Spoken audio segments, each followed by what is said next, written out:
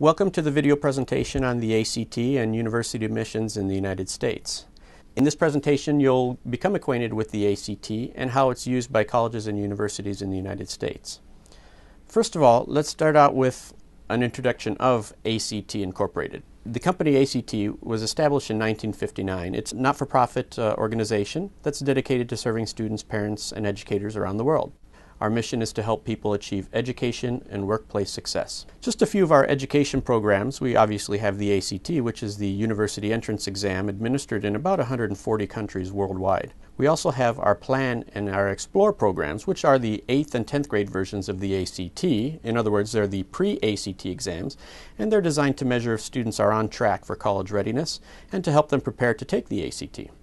We also have our Compass ESL placement tests, which are used by 2-year and 4-year colleges in the U.S.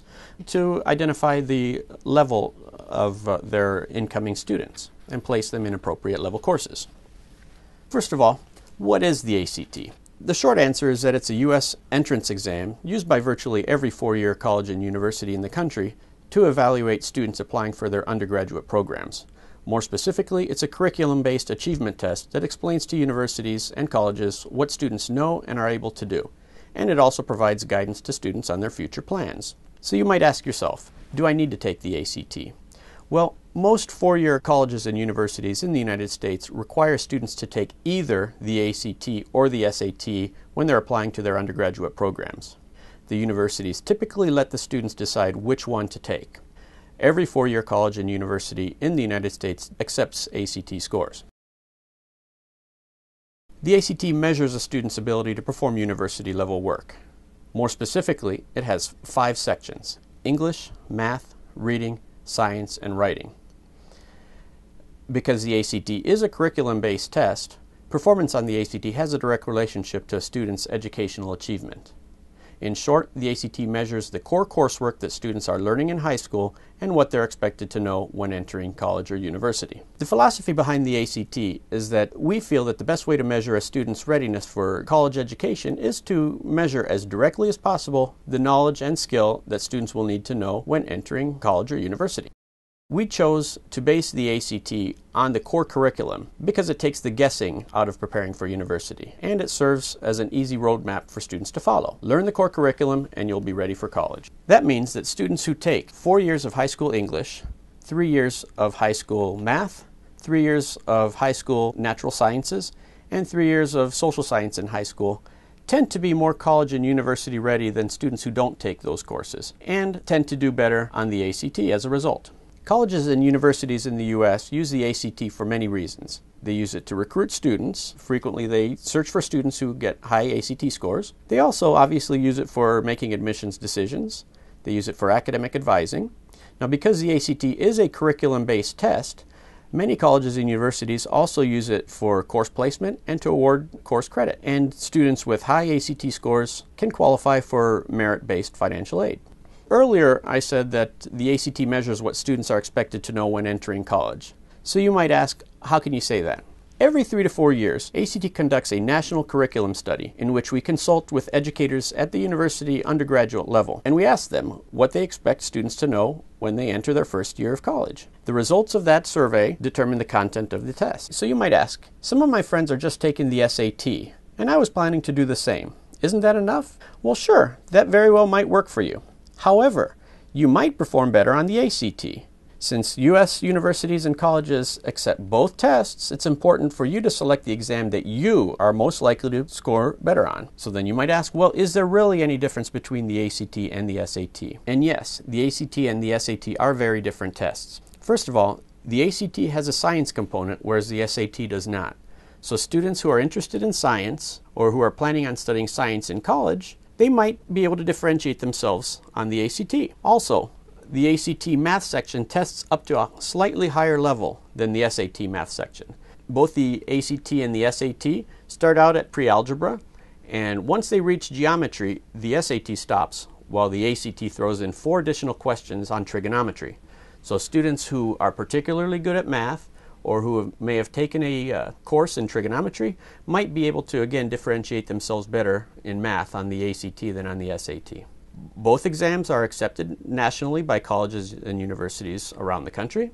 The ACT is primarily a curriculum-based test, whereas the SAT is more of a reasoning test. You may have heard of the PSAT, which is the pre-SAT test at the 11th grade.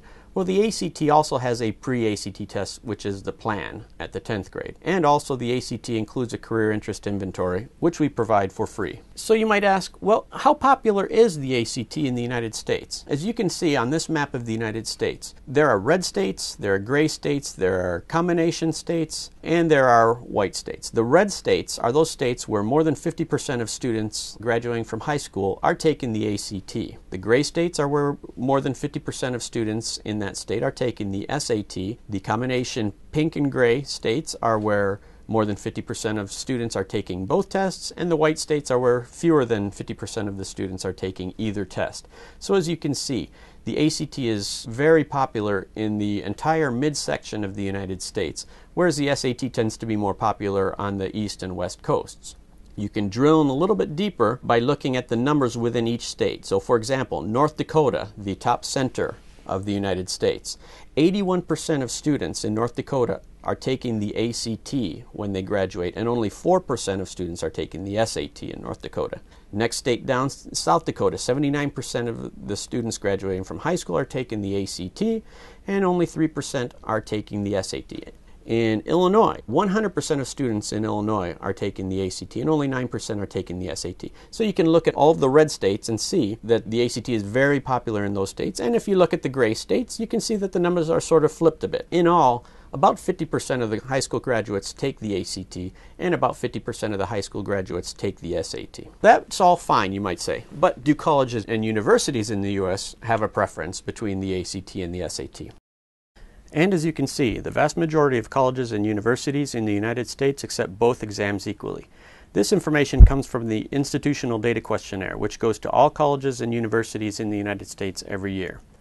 The questionnaire asks these colleges and universities more than 70 questions on the programs that they offer, the tuition and fees, the size of their campus, how many students they have on campus, and so forth. Now, one of the questions we ask them is whether they have a preference between the ACT and the SAT. And as you can see, the vast majority, 1,367 colleges and universities, say they accept both exams equally. A small number, 257, accepts both exams but prefer the ACT. A small number, 168, accept both exams but prefer the SAT. There are 8 colleges in the United States that accept only the ACT, and there are no colleges in the U.S. that accept only the SAT. But again, as you can see, the vast majority of colleges and universities in the U.S. accept both exams equally. But the Ivy League universities, they prefer the SAT, right? No, every single Ivy League institution indicated in their most recent Institutional Data Questionnaire that they accept both exams equally. How about those highly selective universities that have SAT subject test requirements? The majority of those will fully or partially waive the requirement for students who submit ACT plus writing scores. That means less testing for you. So with that background, now it's time to make a decision. Choosing which exam to take is an extremely important decision. It can impact whether or not a student gets into the college or university of their choice. They should not take it lightly. Again, since most colleges and universities in the United States accept both exams equally, students need to select the exam they are most likely to score better on. Great advice, you might say, but how can I best determine which exam is a better fit for me personally? Well, I can think of a couple ways. First of all, you might consider what type of student tends to perform well on one exam or the other. For example, students who work hard in class, do their homework conscientiously, and learn the material. In other words, those students with strong content knowledge, they tend to do well on the ACT. Students who get good grades in school without trying very hard, or at least it doesn't seem they're trying very hard, in other words, students with strong reasoning skills, they tend to do well on the SAT. So you might ask yourself whether you match one or the other of those profiles. Probably a better way for you to determine which test is better for you is to go to the ACT website and download a free practice test of the ACT. Go to the SAT website, download a free practice test of the SAT, and take them both. If you perform significantly better on one or the other, or if you prefer the format of one exam over the other, that's probably the one you should take for real. You can find links to both the ACT and the SAT practice tests on this slide right here. And Since the ACT and the SAT are scored on different scales, you can compare your scores on the practice test using the ACT-SAT concordance tables. So let's talk a little bit more about the content of the ACT. The ACT English test. Students are given 75 questions and 45 minutes in which to answer them. Spelling, vocabulary, and recall of rules of grammar are not tested. Here's an excerpt from a sample English question.